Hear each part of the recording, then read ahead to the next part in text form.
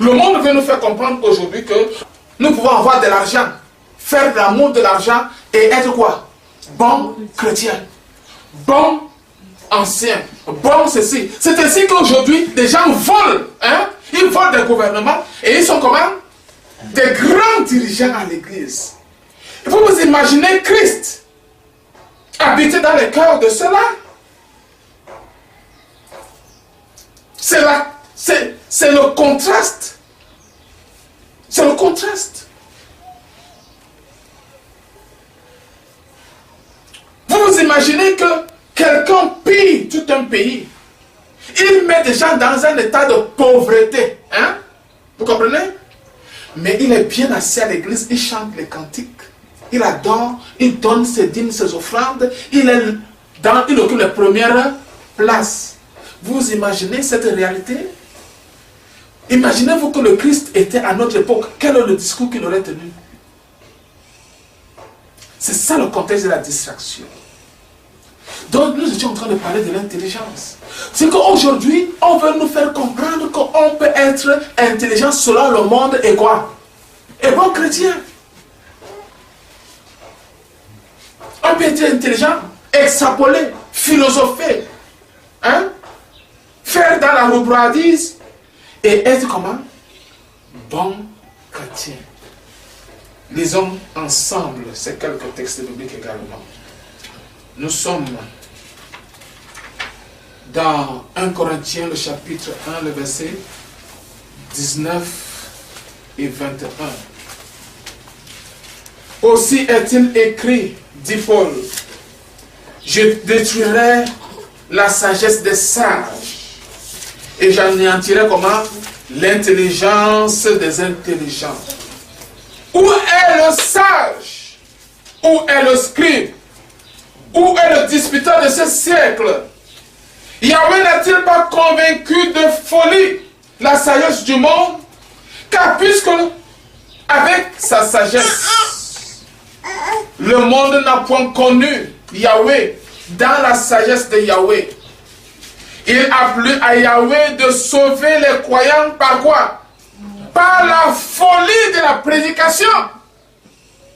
Mon frère, ma soeur, mon intelligence selon le monde ne sont pas une garantie de succès. C'est une distraction. Satan utilise mon intelligence pour détruire moi-même et les autres. Si je veux être avec Christ, la parole de Dieu me dit que Dieu confond l'intelligence des intelligents, la sagesse des sages.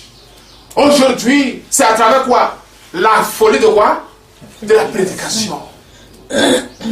La sagesse de Dieu, c'est la folie de la prédication, mon frère, ma soeur.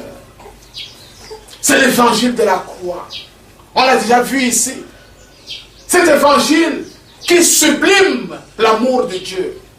L'amour de Dieu par rapport au salut de l'homme. L'amour de l'homme aussi par rapport à qui? À son semblable. Par rapport à Dieu aussi. L'évangile, la folie de la prédication, c'est cela. On ne peut pas épouser la folie de la prédication et avoir des choses pour soi-même. Vous voyez vous-même que la folie de la prédication est en contraste avec ce que le monde nous propose aujourd'hui. Puisque le monde pense que nous pouvons résoudre nos problèmes par la force, par l'argent, par quoi? Notre intelligence. Or, la folie de la prédication, c'est pas ça. Nous pouvons résoudre notre problème à travers qui? Une seule personne. C'est le Christ. C'est ça, la folie de la prédication. Cela veut dire qu'avec la folie de la prédication, l'homme cesse de trouver des solutions en qui? En lui-même, ou bien ailleurs. Toutes les solutions de l'homme sont en une seule personne, le Christ. C'est ça la prédication de la foi. Ça contraste avec ce que le monde nous offre. Mais ce n'est pas pas les seules choses que le monde nous offre, chers amis. Le monde nous offre aussi comme solution de distraction l'homme lui-même.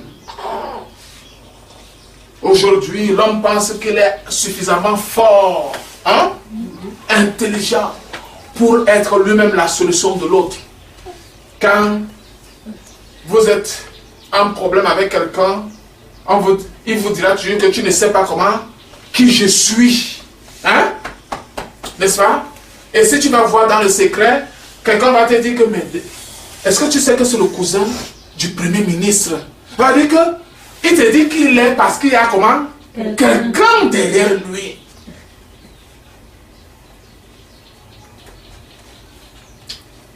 Ésaïe chapitre 2, verset 22. Cessez de vous confier en l'homme, dans les narines duquel il n'y a qu'un souffle. Car de quelle valeur est-il? C'est vrai. Tu es le petit frère du Premier ministre. C'est vrai.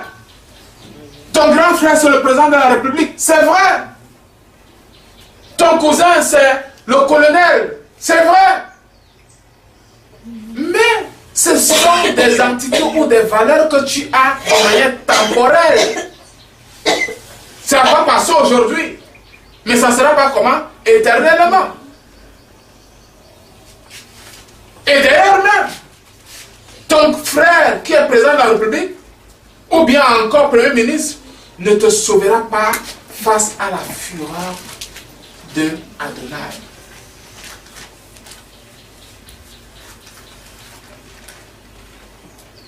Ésaïe, chapitre 30, verset 1 à 3 et le verset 7 nous dit: Malheur, dit Yahweh, aux enfants rebelles, qui prennent des résolutions sans moi et qui font des alliances sans ma volonté pour accumuler péché sur péché.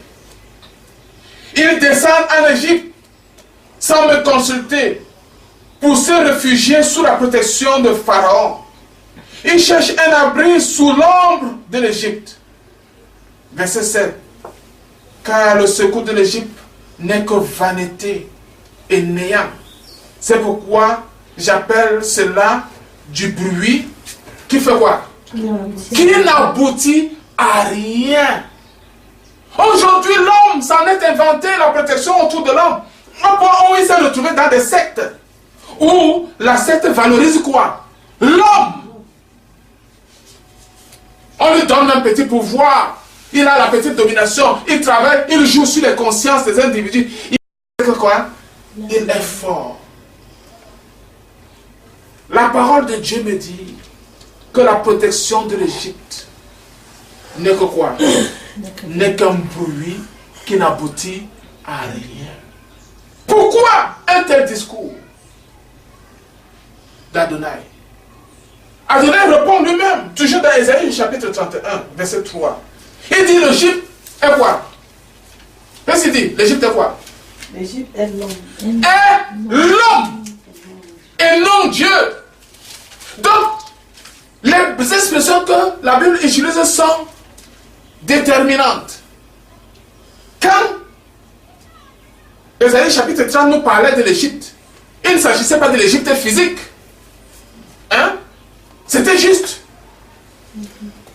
un langage, un style de langage. C'était pour nous parler de l'homme. C'est-à-dire qu'il y en a des personnes qui pensent que leur seule protection se retrouve en qui? À un autre homme. Il dit, l'Égypte est homme et non Dieu. Ses chevaux sont chair et non esprit. Quand Yahweh étendra sa main, le protecteur, comment? Chancellera. Le protégé tombera et tous ensemble, ils périront.